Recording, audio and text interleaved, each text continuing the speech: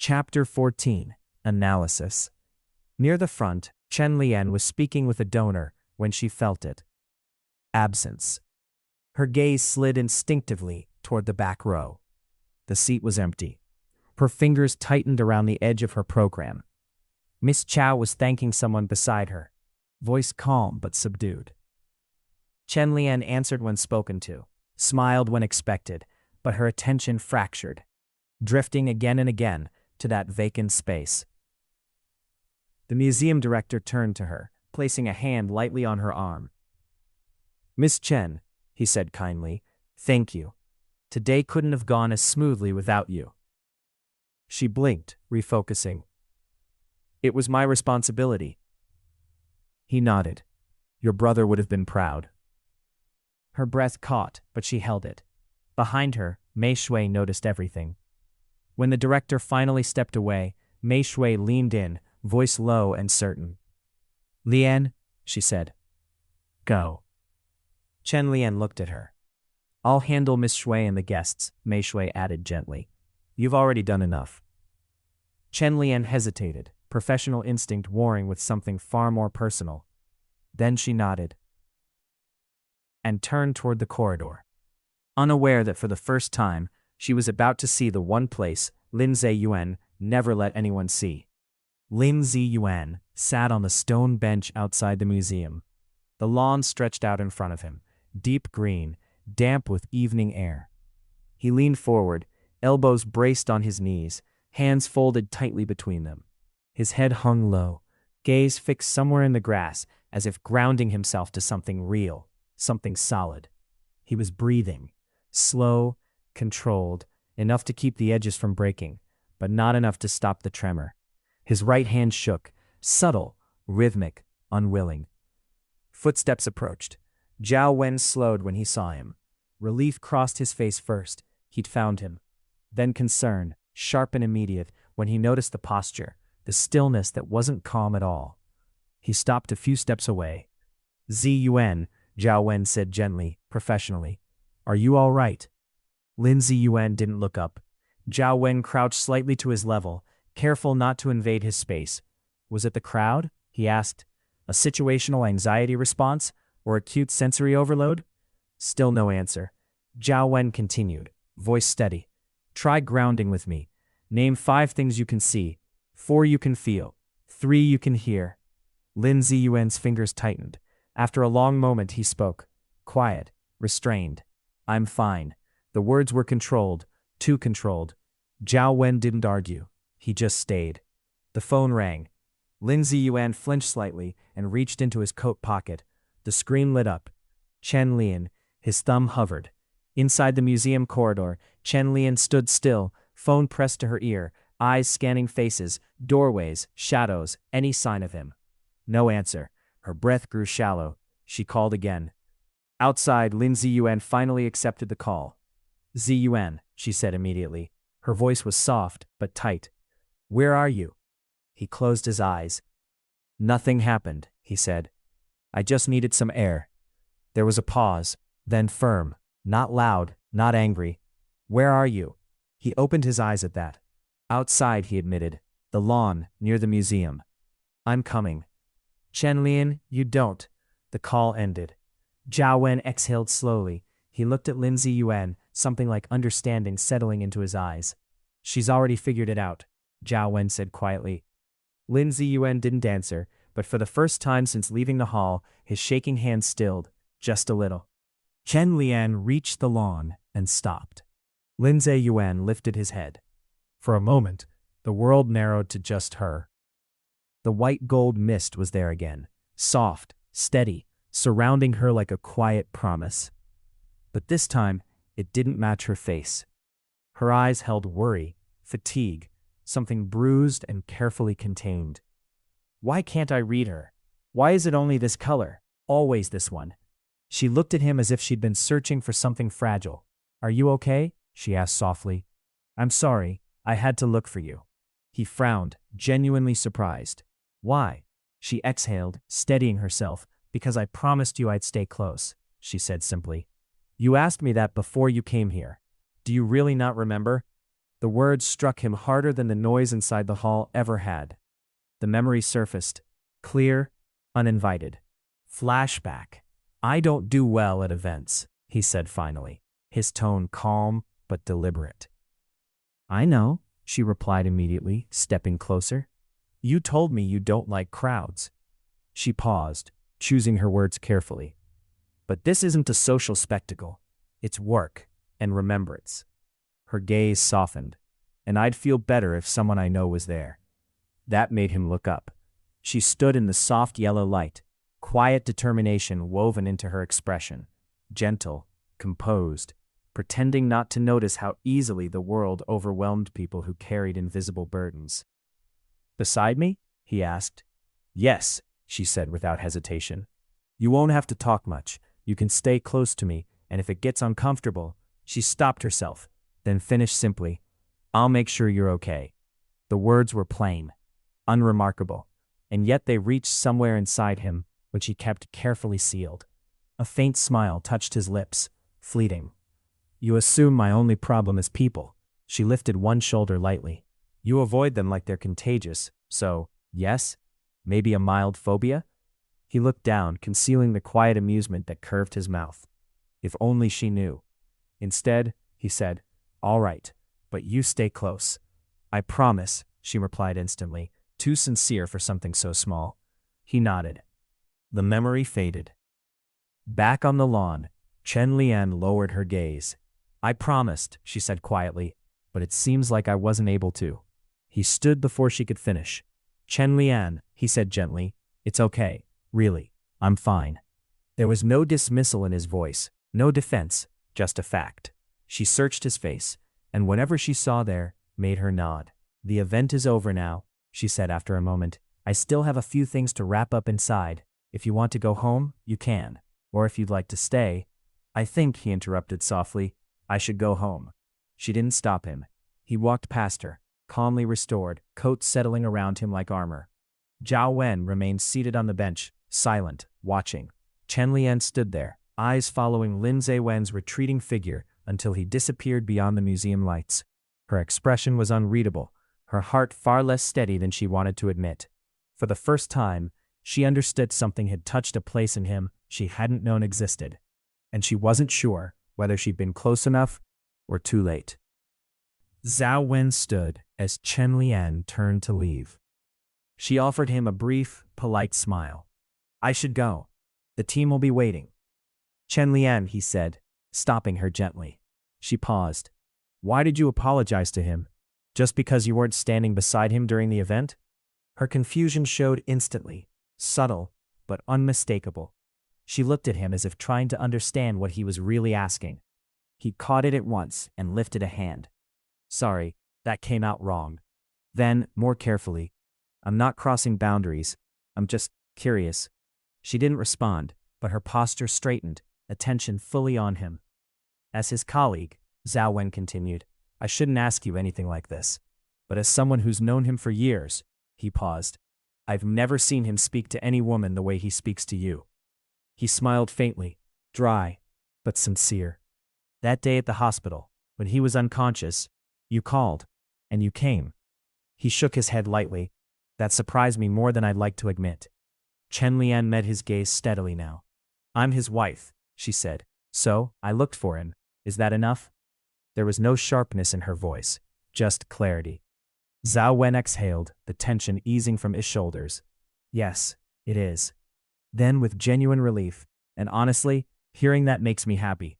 He deserves someone who doesn't hesitate like that. She studied him for a moment, then spoke again. Can I ask you something, Dr. Zhao? Of course.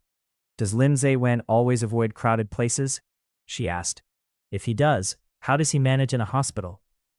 Zhao Wen didn't answer immediately. He saw it then, how carefully she had been watching, how much she had noticed without naming it. Respect settled quietly in his expression. I can't tell you everything, he said at last, choosing his words with care. That's something he should explain to you himself. Then more honestly, but yes, I've been surprised many times. He turns down meetings, avoids conferences, and insists on video calls when no one expects it. There are situations where his presence would be invaluable, and yet he steps back. A pause. He's exceptional at what he does, Zhao Wen added.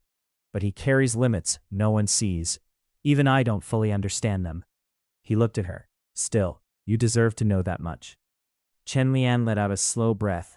For a moment, neither of them spoke. Thank you for telling me, she said finally. Dr. Zhao. Then, softer, almost to herself, it seems he has good people around him. She turned and walked back toward the museum, her steps steady, her mind anything but.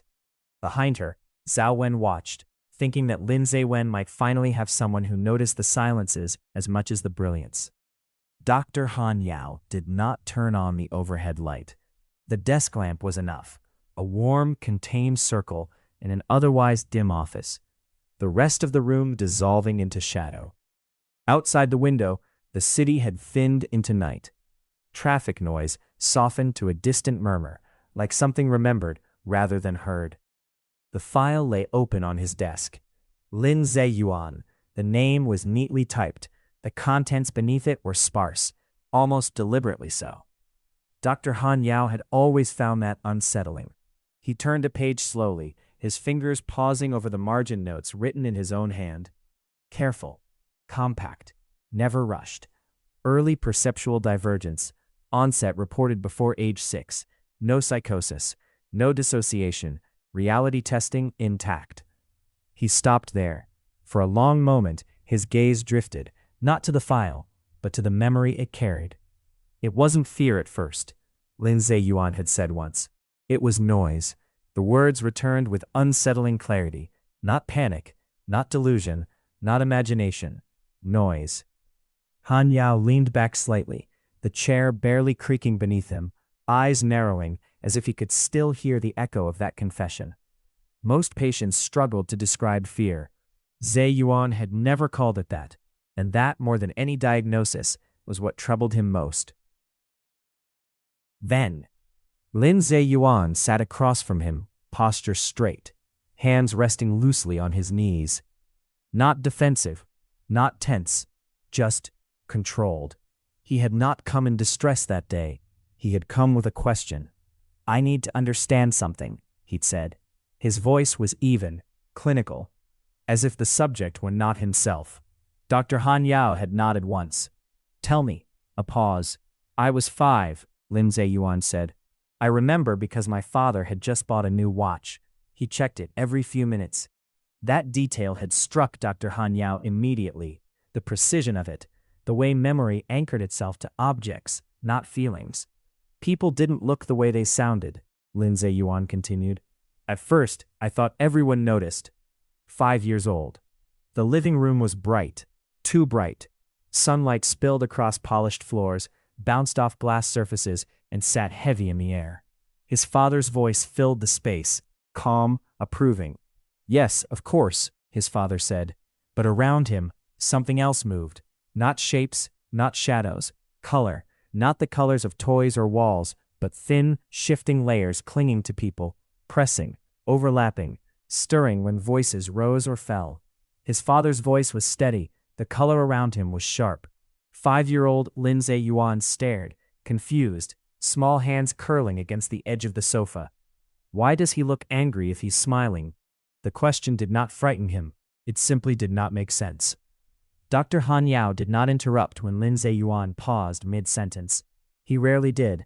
They changed, Lin Ze Yuan said quietly, depending on what people felt, or didn't say. Changed how? Dr. Han Yao asked. Lin Ze Yuan hesitated, not from fear, but from searching for accuracy. Density, temperature, movement. A beat. I learned later that emotions don't have those qualities, but that's how they appeared. Dr. Han Yao wrote one word in the margin. Perceptual metaphor. School. The classroom smelled like chalk and paper and too many children packed into a small space. Lin Ze Yuan learned quickly where to sit. Near the window. Always the window. He did not look at faces unless he had to. The colors crowded there. Overlapping excitement, impatience, boredom, small jealousies flickering like static. But the window was still. If he focused there, the colors softened, slowed. If I don't look, it doesn't move. The rule formed without effort. The teacher called his name once, twice. He answered correctly without lifting his gaze. The class thought him quiet, intelligent, strange maybe, but harmless. Back in the office, Lin Ze Yuan spoke without bitterness. My parents noticed I avoided people, he said. They called it sensitivity. Dr. Han Yao remembered the faint shift in his voice then, not pain, not anger, distance. They meant well, Lin Ze Yuan added. They stopped telling me things, arguments, bad news. He looked down briefly. I already knew. At home, voices behind a closed door. Lowered. Urgent. His mother said, "Let's not tell him." His father agreed. He doesn't need to worry.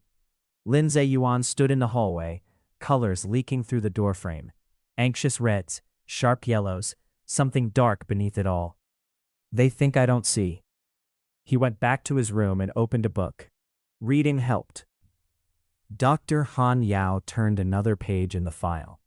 Adolescent coping, withdrawal, intellectualization. No decline in function. He remembered asking, gently, and medicine? Why psychiatry? Lin Ze Yuan had answered without hesitation. If emotions had patterns, he said, then maybe they could be managed. Not cured, managed. Dr. Han Yao had leaned back then, struck by the quiet resolve in that answer. Later, much later, came the confirmation. Dr. Han Yao remembered the day with unsettling clarity. They had been seated in the observation room, separated by reinforced glass from a patient further down the corridor. The man appeared composed, well-dressed, and his posture relaxed. Any junior resident would have marked him as stable and moved on. But Han Yao knew better. The diagnosis was already on file. Masked emotional dysregulation, chronic stress-induced affective suppression, weeks away from a physiological breakdown. He hadn't told Lin Ze Yuan any of that. Instead, he said simply, "Tell me what you see." Lin Ze Yuan looked up once, just once. His gaze passed over the man briefly, not lingering, not scrutinizing, then returned to neutral. Elevated cortisol, he said calmly. Suppressed anger. Prolonged stress response. He paused, as if refining the data internally. Functioning, he added, but close to collapse. Dr. Han Yao felt something rare and deeply uncomfortable tighten in his chest. Shock, because every assessment was correct, not guessed, not inferred from behavior, not extrapolated from posture or speech patterns. Correct. Han Yao remembered the stillness of that moment, the hum of the lights, the faint echo of footsteps outside, and the way Ze Yuan's expression hadn't changed at all. No pride, no anticipation, just quiet certainty, like a mathematician stating an inevitable result. That was when Han Yao stopped thinking in terms of pathology. No hallucinations, no delusions, no loss of reality testing. Lin Ze Yuan was not seeing things that weren't there.